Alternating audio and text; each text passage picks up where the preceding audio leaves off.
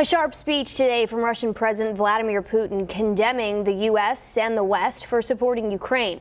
Putin also announcing during his State of the Nation address that Russia will temporarily suspend its involvement in a critical nuclear arms agreement with the U.S., raising concerns that Russia could restart the testing. ABC's Justin Finch has more. One day after President Biden's unprecedented trip to Ukraine,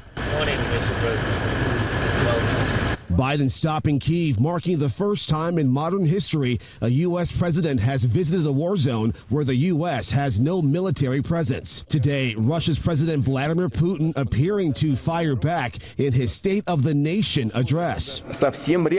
While not mentioning Biden by name, Putin blasts the U.S. and NATO allies, falsely accusing them of starting the war and saying Russia is using force in an effort to stop it. President Putin ordered his tanks to roll into Ukraine. He thought we would roll over. He was wrong. The Ukrainian people are too brave. America, Europe, a coalition of nations from the Atlantic to the Pacific, we were too unified. Putin also announcing Russia is temporarily holding off participating in the New START nuclear arms treaty, the Obama-era nuclear arms reduction agreement between Russia and the U.S. The announcement by Russia that it's suspending participation in New START is deeply unfortunate and irresponsible.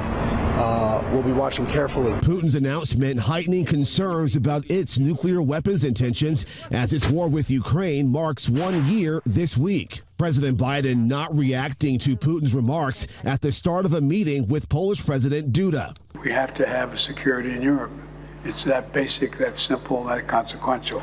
Duda and Biden in Poland discussing efforts to support Ukraine and fortify NATO allies' defenses.